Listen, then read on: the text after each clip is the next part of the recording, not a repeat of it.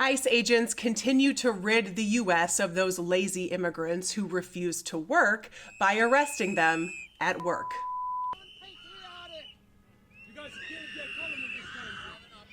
And this is one of my favorite protests yet. What are you guys buying? We are buying ice scrapers.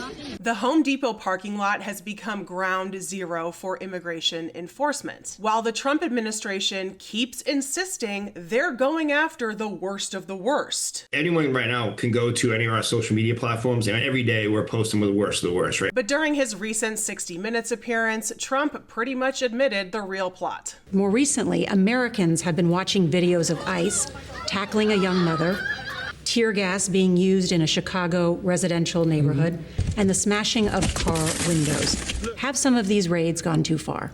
No, I think they haven't gone far enough because we've been held back by the judges, by the liberal judges that were put in by Biden and by Obama. You're okay with those tactics? Yeah, because you have to get the people out. Just wanting to get the people, not the criminals. So if we translate that from Trump to English, the people means the brown people, right? WGN Investigates asks what happened to focusing on the worst of the worst. That's who the Trump administration says it is targeting in immigration operations. Laborers coming to Home Depot to work and being targeted by ICE are not the worst of the worst. And protesters at a Monrovia, California Home Depot had a super creative response.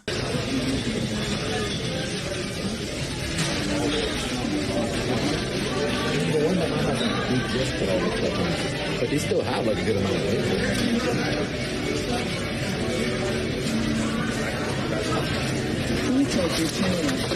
What are you buying? An ice scraper. Nice. What are you guys buying? We are buying ice scrapers. Right. Thank you. What are you buying? An ice scraper. Sorry. What are you buying today? I'm buying ice scraper. Oh, yeah.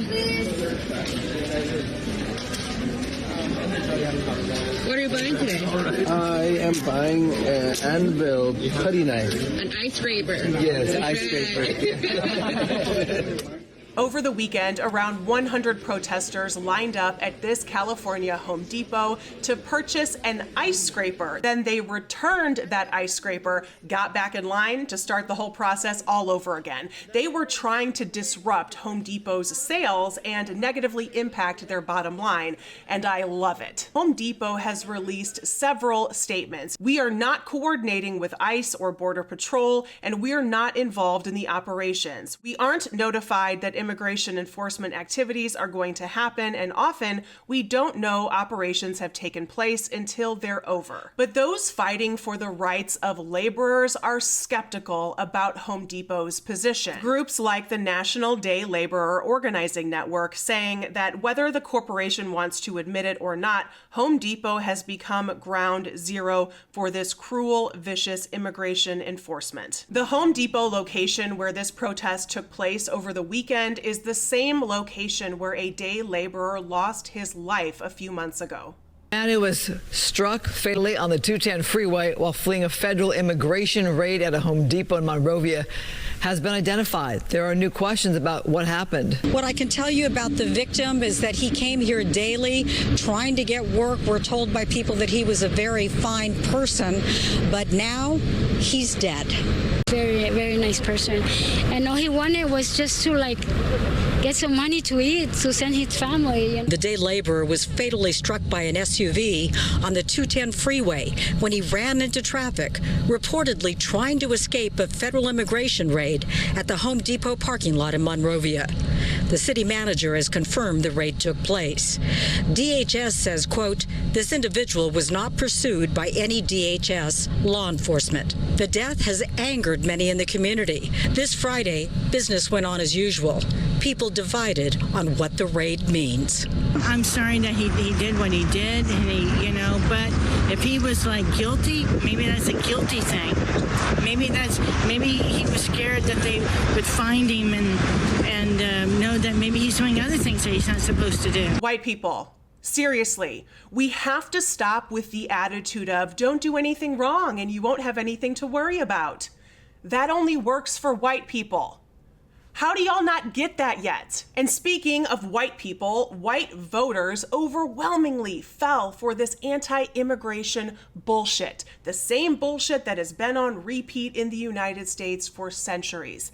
Immigrants are lazy, they're dangerous, they're criminals. And they even allowed Trump to get away with this eugenics argument. Here's what he told Hugh Hewitt today in the middle of talking about murderous migrants. You know, now a murderer, I believe this, it's in their genes. And we got a lot of bad genes in our country right now.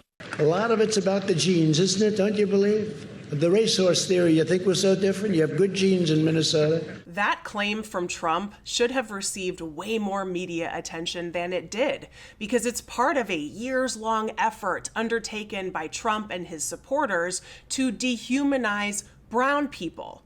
They can convince the American public that this is all about public safety, so they are able to act with impunity. But time and time again, facts are proving that the Trump administration's claim of we're just going after the worst of the worst is, and always has been, a lie. It's just propaganda, means to an end. ICE doesn't make it easy to get the big picture on who they're arresting. Top officials talk about data, but they don't share it publicly. And as you'll see, their definition of who is a safety threat is incredibly broad. ICE is prioritizing public safety threats and national security threats, and the data proves it.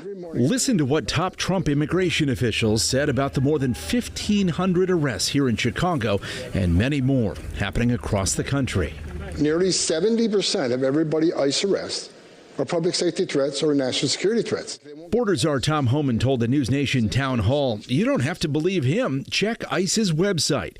We did, and we found information about the background of those arrested hasn't been updated since December, when Joe Biden was still president. No doubt some of the immigration arrests do include people with gang connections and significant criminal history. But a data clearinghouse that combs through government records reports 71% of people currently in ICE detention have no criminal convictions. There has been a little bit of good news so far. Home Depot has revised its predictions for the rest of 2025. Initially, they predicted about a 2% decrease in earnings per share, but they changed that. Now they are anticipating about a 5% decrease in those earnings. So that's something. Protesters are getting more creative and more organized. And if you're wondering, are these protests actually going to make a difference? Remember, protesting is the only thing that has ever made a difference. And we're definitely going to keep covering all of these badass demonstrations of resistance. So be sure you subscribe to Really American so you don't miss any of it. And share this video with someone in your life so we can keep the conversation going. For Really American Media, I am Corinne Straight. Thanks so much for watching. I'll see y'all next time.